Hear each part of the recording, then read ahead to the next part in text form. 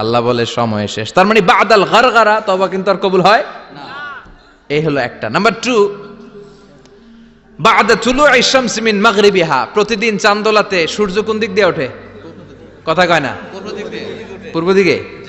কিয়ামতের আগ দিয়ে সূর্য আর পূর্ব দিকে উঠবে না, পশ্চিম দিক থেকে উঠবে। যেদিন প্রভাতে পশ্চিম দিক থেকে সূর্য উঠবে, ওই দিন থেকে তওবার দরজাটারে বন্ধ করে দিবে কে? আল্লাহ। তার আগ মুহূর্ত পর্যন্ত জীবনে যত গুনাহ করেছি, অন্যায় করেছি, চোখের পানি ছেড়ে ক্ষমা চাইলে ক্ষমা করবে কে? শয়তান আল্লাহরে চ্যালেঞ্জ দিছে, আল্লাহ তুমি আমারে জাহান্নামে পাঠাবা, আমিও তোমার বান্দা করে লয়ে একসাথে জামাতে ঢুকমু, একা ঢুকবো না, একা যাব না, তোমার বান্দাদেরকে সবগুলারে জাহান্নামী বানায়া তারপরে ঢুকমু। তোমারে চ্যালেঞ্জ দিলাম, একটারও জান্নাতে ঢুকাইতে পারবা? আল্লাহকে তুই আমার চ্যালেঞ্জ দিলি? আমি তো সব রাজার বড় রাজা, মহারাজা, আমার চ্যালেঞ্জ দেশ, এত সাহস পাইলি কই? তুই আজীবন ওয়াসওয়াসা দিয়ে পাপ কাজ করাবি, একদিন তাফসীর মাহফিলে এসে আমার বান্দা ক্ষমা চাবে, আমি মাফ করে দেবো, তুই কি করবি? আজীবন অন্যায় করবে, আজীবন পাপ করবে, জুলুম করবে, একদিন চোখের পানি ছেড়ে আমার কাছে কান্নার মতো কান্না করলে আমি সব গুনাহ মাফ করে দেব।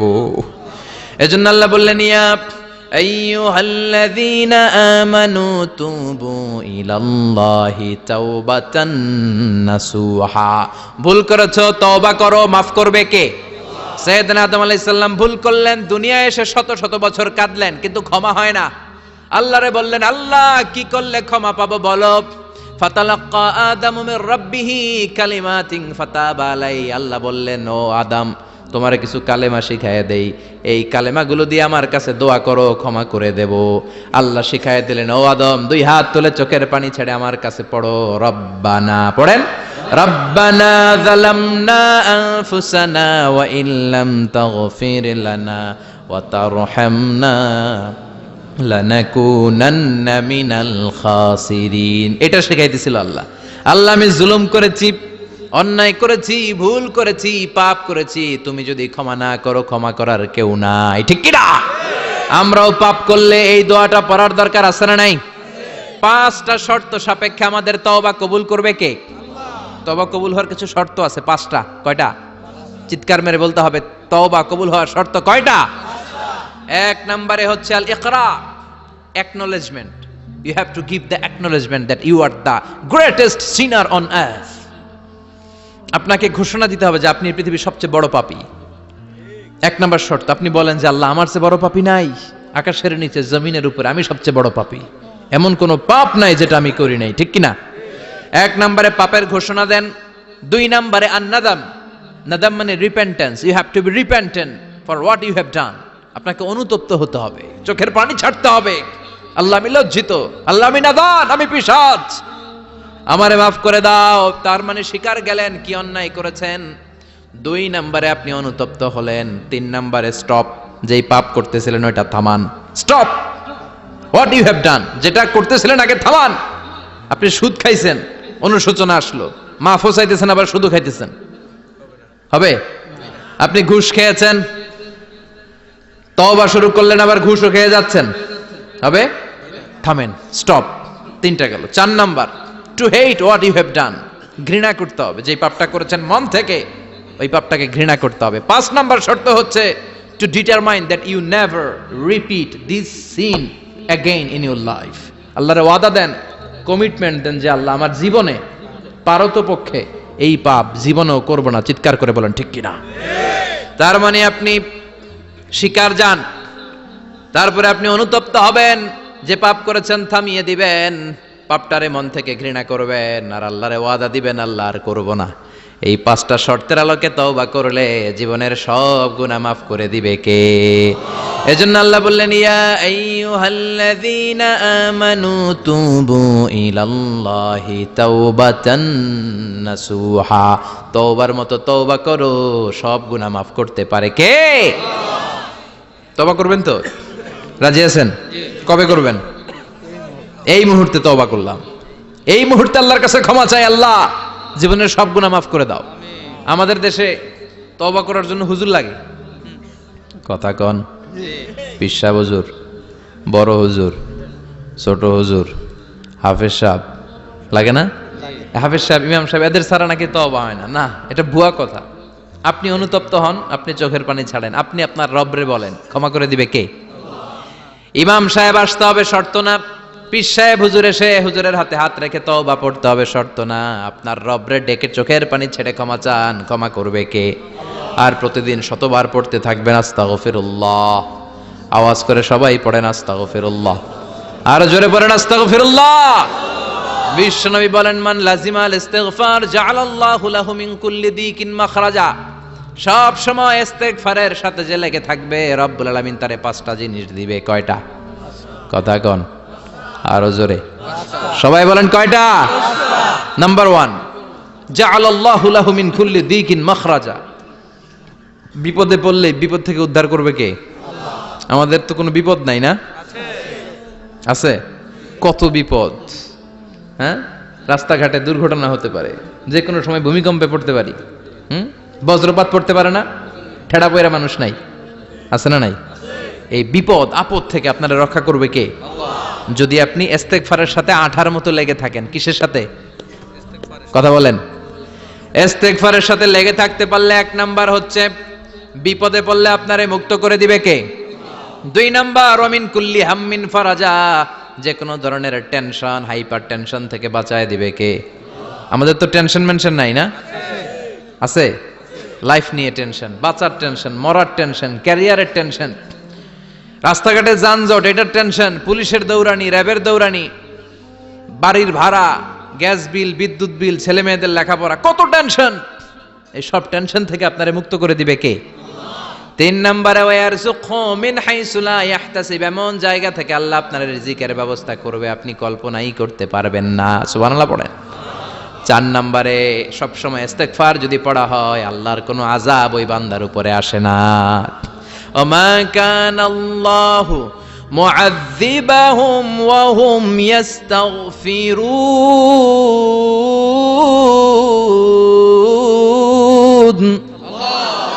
যতক্ষণ আমার বান্দা আমার কাছে ইস্তেগফার পড়তে থাকে, আমার কোনো আযাব বান্দারে পাবে না। যতক্ষণ ইস্তেগফার পড়বেন, আল্লাহর কোনো আযাব আপনার উপর আসবে না। 4টা গেল। 5 নাম্বার, বারবার ইস্তেগফার পড়লে রফিক ভাই আল্লাহ আপনারে মুস্তাজাবুদ দাওয়া বানিয়ে দিবে। দোয়া করা মাত্র কবুল করে নিবে কে? আল্লাহ। মুস্তাজাবুদ দাওয়া বুঝেন তো? মানে যিনি হাত তুলতে দেরি, কবুল হতে দেরি হয় না। বারবার বারবার ইস্তেগফার পড়ে দেখেন যে আপনার দোয়া কেমনে কবুল হয়। ইমাম আহমদ ইবনে হাম্বলের নাম শুনেছেন? জি। হাম্বলি মাযহাবের প্রতিষ্ঠাতা, হানাফি, শাফিঈ, মালিকি। 4 নাম্বারটা আপনারা বলেন হাম্বলি। এই হাম্বলি মাযহাবের ইমামের নাম আহমদ ইবনে হাম্বল, জগৎ বিখ্যাত মুহাদ্দিস। একক স্বতন্ত্র হাদিসের কিতাব হিসেবে পৃথিবীতে সবচেয়ে বড় যে হাদিসের কিতাব, ওইটার নাম মুসনাদ আহমদ ইবনে হাম্বল। 40,000 হাদিসের কালেকশন আছে এটাতে। এই ইমাম আহমদ ইবনে হাম্বল ওনার শেষ জীবনটা হাদিস পড়ানো, হাদিস কালেকশনের জন্য ব্যয় করেছেন। শহরের পর শহর, দেশ থেকে দেশ, দেশান্তরে ঘুরতেন একটা হাদিসের জন্য। উনি সফরে বেরিয়েছেন হাদিস কালেকশনের জন্য। প্রচন্ড শীতের রাত, উনি মাগরিবের নামাজ, এশারের নামাজ পড়ে একটা মসজিদে শুয়ে পড়লেন, আর শুয়ে শুয়ে হাদিস পড়তেছেন। কি পড়তেছেন? কথা বলেন। আর মনে মনে ভাবলেন রাতটা মসজিদে কাটায় দেই, ফজরের নামাজ পড়ে আবার বেরোবো। কিন্তু দারোয়ান এসে বলে মসজিদে থাকতে পারবেন না, ওঠেন। দারোয়ান আছে না? কথা কন। আহমদ ইবনে হাম্বল বললেন, আমি শুধু রাতটা থাকতে চাই, আমি তো ফজরেরও মুসল্লি, ফজর নামাজ পড়বো তো এই মসজিদে, আমার থাকতে দাও। দারোয়ান তো দেয় না, কেন? মসজিদে থাকার জায়গা না, যান মিয়া। উনি যে আহমদ ইবনে হাম্বল এটা চিনে নাই, থাকতে দেয় না। কি করবে এখন? উনি কাঁথা গুছিয়ে হাদিসের কিতাব নিয়ে কাঁধের মধ্যে ব্যাগ নিয়ে মসজিদ থেকে বেরোয় গেলেন। কি আর করবেন, প্রচন্ড শীত, আর কাঁপতেছেন, বুড়ো মানুষ। পথিমধ্যে দেখলেন বাজার একজন খাব্বাজ, শাবুন খাব্বাজ, যুবক রুটি বিক্রেতা। সে রুটি বিক্রি করে, চুলার মধ্যে রুটি সেকে। সে যে সালাম দিল, আসসালামু আলাইকুম। যুবক বলে ওয়ালাইকুম আসসালাম। আহমদ ইবনে হাম্বল বলে, যুবক আমার যাওয়ার জায়গা নেই, সফরে বেরিয়েছি, খুব শীতে কষ্ট পাচ্ছি, রাতে যদি তোমার এই চুলা থেকে একটু আগুন পোহাই কোনো সমস্যা? যুবক বলে, না না সমস্যা না, আহলান ওয়া সাহলান, খোশ আমদেদ, আসেন আসেন, আপনি আগুন পোহাইলে আমার সমস্যা কি? সুবহানাল্লাহ পড়েন। আল্লাহ শুকরিয়া করে উনি বসলেন আর আগুন পোহাচ্ছেন, আর খেয়াল করলেন যুবক রুটি বানায় আর পরে আস্তাগফিরুল্লাহ, রুটির দলা বানায় পরে আস্তাগফিরুল্লাহ, খামির বানায় আর পরে আস্তাগফিরুল্লাহ, রুটি নিয়ে উনুনের ভিতরে চুলার ভিতরে সেকা দেয় আর পরে আস্তাগফিরুল্লাহ, দোকানদারের কাছে কেউ আসলেই সে রুটি দেয় আর পরে আস্তাগফিরুল্লাহ, ক্রেতার কাছ থেকে টাকা নিয়ে ক্যাশ বক্সে রাখে আর কি পড়ে, আবার রুটি বানানো শুরু করে আর কি পড়ে, খালি এটাই পড়তেছে। ইমাম আহমদ ইবনে হাম্বল তো অবাক, কিরে এটা আবার কেমন যুবক, খালি আস্তাগফিরুল্লাহ। উনি প্রশ্ন করলেন, যুবক ঘটনা কি?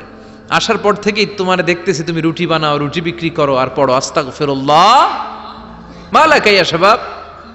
যুবক বলে, আস্তাগফিরুল্লাহ আমার সবচেয়ে বেশি পছন্দের আমল, আমি সব সময় আঠার মতো ইস্তেগফারের সাথে লেগে থাকি আর সব সময় পড়তে থাকি আস্তাগফিরুল্লাহ, আর এর বদৌলতে আল্লাহ আমারে মুস্তাজাবুদ দাওয়া বানিয়ে দিয়েছে। সুবহানাল্লাহ। আহমদ ইবনে হাম্বল তো অবাক, আনতা মুস্তাজাবুদ দাওয়া, তুমি মুস্তাজাবুদ দাওয়া রুটিওয়ালা, আমি এত বছর হাদিস পড়াই, আমিও তো মুস্তাজাবুদ দাওয়া না, আর তুমি রুটি বেচো বাজারে, তুমি মুস্তাজাবুদ দাওয়া, তুমি দোয়া করলেই সব কবুল হয়ে যায়। যুবক বলে, নাম আনা মুস্তাজাবুদ দাওয়া, আমি আমার জীবনে যত দোয়া করেছি কবুল করে নিয়েছে কে? আল্লাহ। সব দোয়া কবুল করে নিয়েছে আল্লাহ, একটা দোয়া ছাড়া। কয়টা? একটা। আহমদ ইবনে হাম্বলের কৌতূহল, কিউরিয়াসিটি আরো বেড়ে গেল, কি সব দোয়া কবুল হয়েছে একটা দোয়া ছাড়া? মাযালিকা দোয়া ইয়া শাব, কি সেই দোয়া? যুবক এবার বলতে শুরু করলো, আমার জীবনে যে দোয়াটা আল্লাহ কবুল করে নাই সেটা হচ্ছে আমি আল্লাহর কাছে অনেক চেয়েছি, অনেক দোয়া করেছে যে আল্লাহ, শুনেছি এই জামানার সবচেয়ে বড় মুহাদ্দিস, তার নাম নাকি ইমাম আহমদ ইবনে হাম্বল, আল্লাহ তোমার কাছে আমার চাওয়া আমি যেন এই ইমাম আহমদ ইবনে হাম্বলের দেখে মরতে পারি, আমি যেন ইমাম আহমদ ইবনে হাম্বলের হাতে হাত রেখে মুসাফা করতে পারি আর তার কপালে একটা চুমু এঁকে দিতে পারি। আহমদ ইবনে হাম্বল আবেগপ্রবণ হয়ে গেলেন, চোখের পানি ছেড়ে দিলেন, বললেন, যুবক তোমার এই দোয়াটাও কবুল হয়ে গিয়েছে। আহমদ ইবনে হাম্বলের দেখা আর সাক্ষাৎ পাওয়ার জন্য আহমদ ইবনে হাম্বলের বাড়িতে তোমার যাওয়ার দরকার নাই, আহমদ ইবনে হাম্বল তোমার দরবারে ছুটে এসেছে। আনা আহমদ ইবনে হাম্বল মুহাদ্দিসুদ দাহর, আমি নিজেই আহমদ ইবনে হাম্বল। যুবক চোখের পানি ছেড়ে দেয়, আহমদ ইবনে হাম্বল চোখের পানি ছেড়ে দেয়। যুবক চিৎকার মেরে ইমাম আহমদ ইবনে হাম্বলকে জড়িয়ে ধরে, হাতে হাত রেখে মুসাফা করে, কপালের মধ্যে চুমু খায় আর আল্লাহর শুকরিয়া করে বলে, ও ইমাম, আসলে এই দোয়াটাও আল্লাহ আজকে কবুল করে নিল। বিশ্বাস হয়? সবসময় ইস্তেগফার পড়লে আপনার দোয়াগুলোর এইভাবে কবুল করে নিবে কে? এই পাঁচটা জিনিস পাবেন সবসময় যদি ইস্তেগফারের সাথে লেগে থাকেন। রাজি আছেন তো? এজন্য বিশ্বনবী সব সময় নামাজে সালাম ফিরানোর পরে পড়তেন আস্তাগফিরুল্লাহ। কি পড়তেন? তিনবার পড়তেন আস্তাগফিরুল্লাহ, আস্তাগফিরুল্লাহ, আস্তাগফিরুল্লাহ। পড়তে রাজি আছেন? ইস্তেগফারের অনেকগুলো আলফাজ আছে, সবচেয়ে ছোট ইস্তেগফার হচ্ছে এটা, আস্তাগফিরুল্লাহ, আস্তাগফিরুল্লাহ। আরো আছে আস্তাগফিরুল্লাহ আল্লাযী লা ইলাহা ইল্লা হুয়াল হাইয়ুল কাইয়্যুম ওয়া আতুবু ইলাইহি। বিশ্বনবী বলেন, এই ইস্তেগফারটা যদি কেউ পড়ে, আত-তাওয়াল্লি মিন ইয়াউমিজ যাহাফ, যুদ্ধের ময়দান থেকে পালিয়ে আসা কবিরা গুনাহ। কি গুনাহ? কাফেরদের সাথে যুদ্ধ, আমি তাগড়া যুবক, তলোয়ার নিয়ে নেমেছি, আমার দেহের এক ফোঁটা রক্ত থাকা পর্যন্ত আমি যুদ্ধ চালিয়ে যাব, আমি ফিরে আসতে পারবো না, আইনটা কার? ফিরে আসলে কবিরা গুনাহ। বিশ্বনবী বলেন, যুদ্ধের ময়দান থেকে ফিরে এসেছে এরকম কবিরা গুনাহ অবলম্বনকারীও যদি আস্তাগফিরুল্লাহ আল্লাযী লা ইলাহা ইল্লা হুয়াল হাইয়ুল কাইয়্যুম ওয়া আতুবু ইলাইহি পড়ে, ওই কবিরা গুনাহকারীকেও ক্ষমা করে দিবে কে? পড়তে রাজি আছেন তো? আবার সাইয়েদনা আবু বকর বললেন, ইয়া রাসূলুল্লাহ আল্লিমনি দুআআন আদউ বিহি ফি সালাতি, এমন দোয়া আপনি আমারে শিক্ষা দেন যেই দোয়াটা আমি নামাজে পড়তে পারি। বিশ্বনবী বললেন, পড়ো, আল্লাহুম্মা ইন্নী যালামতু নাফসি যুলমান কাসীরান ওয়া লা ইয়াগফিরুয যুনুবা ইল্লা আনতা ফাগফিরলি মাগফিরাতাম মিন ইনদিক ইন্নাকা আনতাল গফুরুর রহিম। সুবহানাল্লাহ পড়েন। এটাও ইস্তেগফার। আমরা এটার বলে দোয়া মাসুরা, সালাম ফেরানোর আগে পড়ি না? যেখানেই ক্ষমা চাওয়ার কথা আছে ওইটারই কি বলে? ইস্তেগফার। আল্লাহুম্মা ইন্নী যালামতু নাফসি, আল্লাহ জুলুম করেছি, যুলমান কাসীরা, অনেক জুলুম, ওয়ালা ইয়াগফিরুয যুনুবা ইল্লা আনতা, তুমি ছাড়া এই গুনাহ ক্ষমা করার তো কেউ নাই, ফাগফিরলি মাগফিরাতাম মিন ইনদিক, তোমার দয়ায় আমারে ক্ষমা করে দাও, ইন্নাকা আনতাল গফুরুর রহিম, তুমি হলা ক্ষমাশীল। ঠিক কি না? এটাও ইস্তেগফার, এটাও পড়বেন। আর এই সব ইস্তেগফারের শ্রেষ্ঠ ইস্তেগফারের নাম সাইয়্যিদুল ইস্তেগফার। যত ইস্তেগফার হতে পারে এর মধ্যে সবচেয়ে শ্রেষ্ঠতম ইস্তেগফার নাম কি?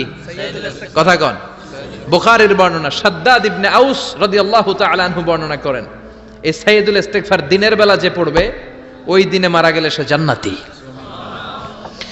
এই সাইয়্যিদুল ইস্তেগফার রাতের বেলা যে পড়বে ওই রাতে যদি ইন্তেকাল হয় ওই লোকটা জান্নাতি। মুখস্থ আছে না? জি। কার কার মুখস্থ হাত তুলেন। মাশাআল্লাহ, তাবারাকাল্লাহ, মাশাআল্লাহ, মাশাআল্লাহ।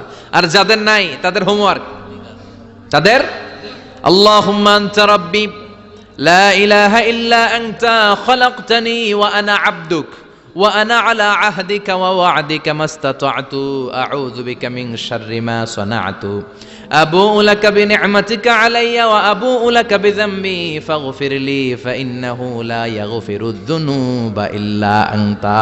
সুবহানাল্লাহ পড়েন। সুবহানাল্লাহ। আজকে রাতে পড়ছেন, মারা গেলে জান্নাতি। চিল্লায় পড়েন না আল্লাহু আকবার। এজন্য বিশ্বনবী বলেন, আমার আগের গুনাহ মাফ, পরের গুনাহ মাফ, তারপরেও প্রতিদিন আমি 70 বার তওবা ইস্তেগফার পড়ি। আজকে থেকে পড়তে রাজি আছেন তো? ইনশাআল্লাহ। বেশি বেশি ইস্তেগফার পড়া যাবে না? একটু প্রাণ খুলে দিল খুলে আওয়াজ করে পড়েন তো আস্তাগফিরুল্লাহ। আর জোরে পড়েন আস্তাগফিরুল্লাহ। আবার সবাই পড়েন আস্তাগফিরুল্লাহ। সব সময় তওবা ইস্তেগফার যারা পড়ে তাদেরকে পছন্দ করে কে? আল্লাহ। সব সময় জিকির করে করে জিহ্বাটারে যারা ভিজিয়ে রাখে তাদেরকেও পছন্দ করে কে? আল্লাহ বলেন, ওয়াজকুর রাব্বাকা ফি নাফসিকা তাদাররুআন ওয়া খীফাতান ওয়া দুনাল জাহরি মিনাল কওলি বিল গুদুবি ওয়াল আসাল ওয়া লা তাকুম মিনাল গাফিলিন। সুবহানাল্লাহ পড়েন। আল্লাহ বলেন, ওয়াজকুর রাব্বাকা ফি নাফসিক, আল্লাহরে মনে মনে ডাকো। তাদাররুআন ওয়া খীফা, আল্লাহর জিকির করতে আল্লাহ বলেছেন ফি নাফসিক। বুঝতেছেন না অর্থ? ফি নাফসিকা, মনে মনে আল্লাহর জিকিরটা করো। তাদাররুআন ওয়া খীফা, তাদাররুআন মানে বিনয়ের সাথে, with full of humility, submission and humbleness. বিনয়ের সাথে আল্লাহরে ডাকো। ওয়া খীফা, গোপনে গোপনে ডাকো। দুনাল জাহারি মিনাল কওল, চিৎকার চেঁচামেচি করে ডেকো না। কার কথা? আওয়াজ করে জিকির করো না। এই যে আমরা মাহফিলে লা ইলাহা ইল্লাল্লাহর জিকির করে, এটা তালিমান। উদ্দেশ্য কি? তালিমের জন্য আওয়াজ করে জিকির জায়েজ আছে, কিন্তু ব্যক্তিগত জিকিরের যে ইবাদতটা এটা আস্তে আস্তে হইতে হবে, এটা ভদ্রভাবে হতে হবে, চিল্লাচিল্লি করে নয়। আবার তালিমের জিকির ওইটাও ভদ্রভাবে। ইন্নাল্লাহা জামিল ইউহিব্বুল জামাল, আমার আল্লাহ সুন্দর, আমার আল্লাহর জিকিরের মধ্যেও সৌন্দর্য আছে না নাই? কিন্তু এদেশে জিকিরের ভেতরে লাফালাফি আছে না নাই? বেশি না কম? কি বসেন বসেন? হ্যাঁ, বসে যান তো, অনেক ধরনের আছে জিকির। হ্যাঁ, বসেন বসেন, বসে যান। হ্যাঁ, হাইবার আলী, এটা কি আবার জালালি? তো এই যে ইন্নাল্লাহা জামিল ইউহিব্বুল জামাল, আমার আল্লাহ সুন্দর, আমার আল্লাহর জিকিরের মধ্যেও সৌন্দর্য আছে না নাই? তালিমের উদ্দেশ্যে সবাই মিলে জিকির করা যায়, কিন্তু চিল্লাফাল্লা করা যাবে না, লাফালাফি করা যাবে না, মাথা ডানে বায়ে ঝোলানো যাবে না। ঠিক কি না? কিন্তু লাফালাফির জিকির আছে না নাই? লাফাইতে লাফাইতে, হ্যাঁ, গাছের আগায় বাঁশের আগায়। আবার যিনি জিকির পরিচালনা করে ওনার কান্দে যাইয়া ওঠে, আছে না নাই? বিশ্বনবী সাহাবাদের নিয়ে জিকির করছেন, সাহাবারা লাফাতে লাফাতে খেজুর গাছের আগায়। হাদিসে আছে না এটা? বিশ্বনবী সাহাবাদেরকে নিয়ে জিকির করছেন, লাফাতে লাফাতে আবু বকর বিশ্বনবীর কান্দের উপরে। আছে, হাদিসে আছে। এটা জিকির নয়। কি সুন্দর দেখেন, ইসলাম বোঝা কত সহজ। ওয়াজকুর রাব্বাকা ফি নাফসিকা তাদাররুআন ওয়া খীফা, গোপনে জিকির করো, ভদ্রতার সাথে বিনয়ের সাথে জিকির করো। ওয়ালা তাকুম মিনাল গাফিলিন, দুনাল জাহারি মিনাল কওল, চিৎকার চেঁচামেচি করে জিকির করো না।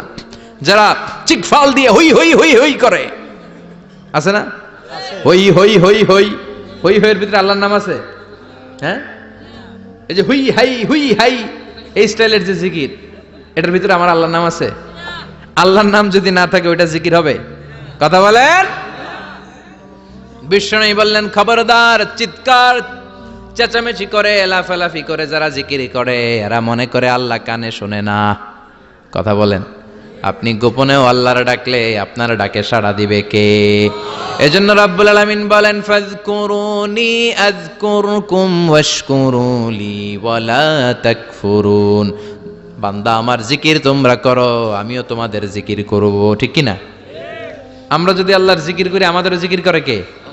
সুবহানাল্লাহ কইবেন না? আমরা আল্লাহর জিকির করে আল্লাহ নাকি আমাদের জিকির করে, জানো তো না কথা এটা। আবার হাদিসে কুদসিতে আল্লাহ বললেন ফাইন যাকারানি ফি নাফসি যাকারতুহু ফি নাফসি।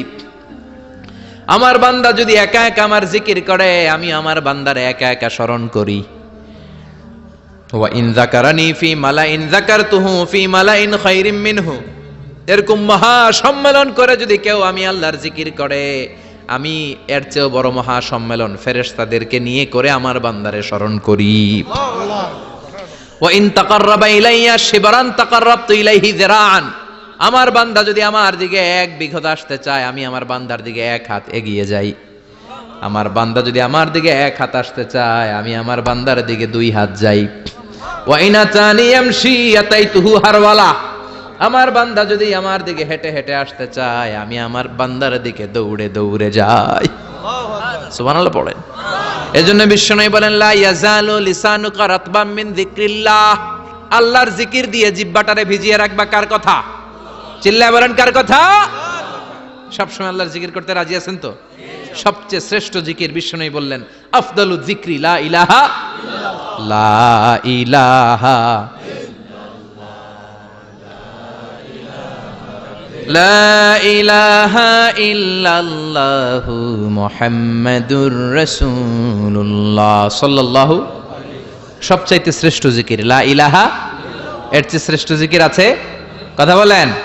বিশ্বনবী বললেন মান ক্বালা লা ইলাহা ইল্লাল্লাহ সিদকান মিন কলবিহি। একনিষ্ঠতার সাথে অন্তর থেকে কেউ যদি জীবনে একবার বলে লা ইলাহা ইল্লাল্লাহ দাখালাল জান্নাহ। তার যদি পাপ থাকে অন্যায় থাকে ওই পাপ আর অন্যায়ের শাস্তিগুলার পরে কোনো না কোনো দিন আমার ওই বান্দা জান্নাতে ঢুকবে। একবার যদি খালিসান মিন কলবিহি সে পড়ে লা ইলাহা ইল্লাল্লাহ তার জন্য জান্নাতকে অবধারিত করে দিয়েছে কে? আবার এটার নাম আল্লাহ দিয়েছে কালিমায়ে। কথা বলেন। দরাবাল্লাহু মাসালান কালিমাতান তাইয়িবাতান কাশাজারাতিন তাইয়িবাতিন আসলুহা সাবিতুন ওয়া ফারউহা ফিস সামা। সুবহানাল্লাহ। পবিত্র বাণী এটা কালিমায়ে তাইয়িবা। আবু সাঈদ আল খুদরি থেকে বর্ণিত, মুস্তাদরেকে হাকিম আর সহিহ ইবনে হিব্বানে এসেছে। বিশ্বনবী বলেন মুসা আলাইহিস সালাম আল্লাহর একবার প্রশ্ন করলেন ইয়া রব আল্লিমনি দুআআন আদউ বিহি। আপনি আমার এমন একটা জিকির শিক্ষা দেন যেই জিকির দিয়ে আমি শুধু আপনার জিকির করব, কেউ এই জিকির করতে পারবে না। এই জিকির জানবো শুধু আমি আর জানবেন কথা কোন? প্রশ্ন করছে কে? হ্যাঁ, কাকে করেছে? আল্লাহ এমন একটা জিকির শিখান যেই জিকির কেউ জানে না আমি জানবো, আর ওই জিকির দিয়ে প্রাণ ভরে আপনারে ডাকবো। আল্লাহ বললেন মুসা পড়ো লা ইলাহা লা ইলাহা ইল্লাল্লাহু মুহাম্মাদুর রাসূলুল্লাহ। মুসা আলাইহিস সালাম বললেন আল্লাহ চাইলাম কি, কইলেন কি? লা ইলাহা তো জাতীয় জিকির, এটা তো আন্তর্জাতিক জিকির, এটা জানে না এমন কেউ নাই। এমনকি হিন্দু ভাইরাও জানে কথা কন। আল্লাহ আমি তো চাইছিলাম এক্সক্লুসিভ, আমার জন্য স্পেশাল, এর চেয়ে সুন্দর আর কেউ জানবে না। এত সুন্দর একটা জিকির আপনি দিবেন, এটা আমি ডাকবো আপনারে আর আপনি শুনবেন। আল্লাহ বললেন মুসা এর চেয়ে দামি আমার কাছে নাই। লাউ তাদউ লা ইলাহা ইল্লাল্লাহ ফি কাফা। লা ইলাহা রে যদি মুসা এক পাল্লায় রেখে দাও, ওয়াস সামাওয়াতু সাবউ ওয়াল আরদিন, সাত আকাশ সাত জমিন যদি আরেক পাল্লায় রেখে দাও, লা ইলাহা এক পাল্লায়, সাত আকাশ সাত জমিন আরেক পাল্লায় ওজন যদি দাও, লা রাজাহাত কাফাতু লা ইলাহা ইল্লাল্লাহ। মুসা দেখবা মুহূর্তের মধ্যে লা ইলাহা ইল্লাল্লাহর পাল্লা ভারী হয়ে গেছে।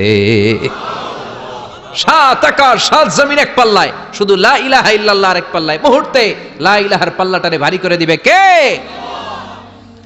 এটা বিপ্লবী বাণী। আমরা এটার ভিক্ষার মধ্যে লাগাইছি। এখন ভিক্ষা করার সময় লা ইলাহা আছে না নাই? একটা টাকা দিয়া যান আমি গরিব ইনসান, আখিরাতে সওয়াব পাইবেন পাহাড় সমান। একটা টাকা দিয়া যান আমি গরিব ইনসান, আছে না নাই? জুমার নামাজের সময় ভিক্ষা করে একটা টাকা দিয়া যান আর লা ইলাহার জিকির লগে, আছে না নাই? এটা আমরা ভিক্ষার জিকির বানাইছি, এটা তো বিপ্লবী বাণী। এই বাণীর পক্ষে যারা, তারা ন্যায় আর সত্যের পক্ষে চিল্লায় বলেন ঠিক কিনা? এই বাণীতে যারা বিশ্বাস করে তারা এক আল্লাহর সামনে মাথা নত করে দেয়, গোটা পৃথিবীর কোন শক্তির সামনে ওই মাথা নত হয় না, ঠিক কিনা? এই লা ইলাহা যারা আমরা মানি, আল্লাহ ছাড়া কারো সামনে মাথা নত করব? কোন শক্তি আমাদের মাথা নত করাতে পারে? এটা বিপ্লবী বাণী, এটা সংগ্রামী বাণী।